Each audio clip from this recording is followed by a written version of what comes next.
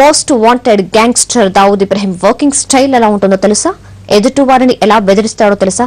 ఈ mafia don voice ఎప్పుడైనా విన్నారా? తొలిసారిగా దావూద్ ఆడియోను ఓ ఇండిపెండెంట్ ఏజెన్సీ రికార్డ్ చేసింది.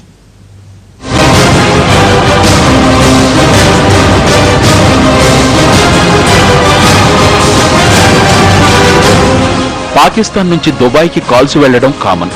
అందులో ప్రత్యేకత లేదు, కానీ ఈ కాల్ మాత్రం చాలా ప్రాముఖ్యత కలిగిందే. ఎందుకంటే most wanted mafia don Dawood Ibrahim నుంచి వెళ్లిన కాల్ అది.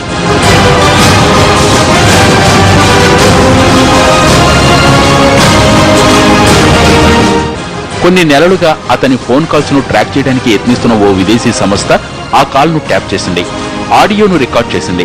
దావూద్ కు సంబంధించి బయటకు వచ్చిన తొలి ఆడియో క్లిప్ ఇదే.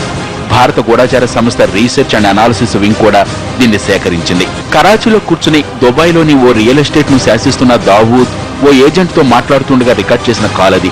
దుబాయ్లోనే అత్యంత ఖరీదైన షేక్ జాయిద్ రోడ్ ఏరియాలో 1100 కోట్ల విలువైన 5 లక్షల స్క్వేర్ ఫీట్ల ఆస్తి ఉన్నట్లు చెప్పిన దావూద్ దాని గురించే మాట్లాడినట్లు తెలుస్తోంది.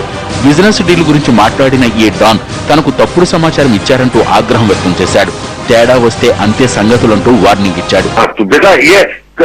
एक इंटरेस्ट की वजह से तुमने मेरे से झूठ बोला, एक इंटरेस्ट तुम्हारे अपने इंटरेस्ट की वजह से मेरे से गलत बयानी की या छुपाया या उस पर पर्दा रखा, समझ में?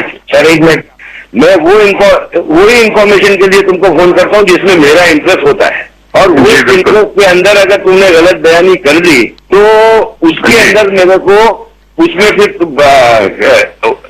इग्नोर करने वाली बात नहीं होती, समझ में? जब मैं तुमको धड़ल्ले से लोगों के सामने ऑन करता हूँ कि यासिर पे कोई बात नहीं आनी चाहिए, यासिर हमारा है, मेरे को फलान ने हाजी मजीद के सामने बोला भाई आपने यासिर को बहुत ओ सपोर्ट किया, तो बोला उसकी वजह है मेरे पास, उसके बाप से मेरे इतने साल से रिलेशन है, मेरी इतनी चीजें उसके बाप के नाम पर है, और मैं इतना ट्रस्ट करता हूँ कि मैंने एक चिट्ठी भी लिख के नहीं दी है उनको उनसे.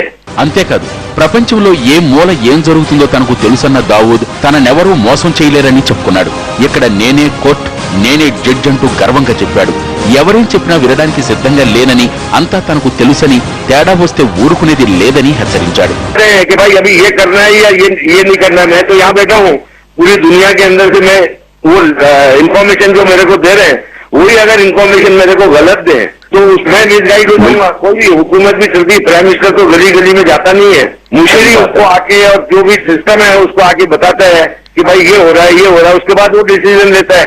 गलत तो मैं इसलिए नहीं करता हूँ कि मेरे को कोई कोर्टों में नहीं जाना, मेरे पास खुद कोर्ट लगी हुई होती है, मैं खुद जज होता हूँ अपने केस का, और अल्हम्दुलिल्लाह मैं किसी के साथ करता नहीं हूँ और अपने साथ होने दूंगा. वो मेरे को देख के बताते हैं कि भाई దావూద్ కోసం భారతీయ నిఘా సంస్థలు 2 దశాబ్దాలుగా వేటాడుతున్నాయి. దావూద్ను పాక్ ఆర్మీ, ఐఎస్ఐ కంటికి రెప్పలా కాపాడుతున్నాయని, శుభ్రంగా చూసుకుంటున్నాయన్నది అందరికీ తెలిసిన వాస్తవం. ఎన్ని ఆధారాలు చూపించినా పాక్ మాత్రం అసలు అతను తమ దేశంలోనే లేడంటోంది. అత్యంత రహస్యంగా రాకపోకలు సాగించే ఈ గ్యాంగస్టర్ ను హతమార్చడానికి ఎన్నోసార్లు ప్రయత్నాలు జరిగాయి. గతేడాది దావూద్ను ఇండియన్ కమాండోలు దాదాపు చంపినంత పనిచేశారు.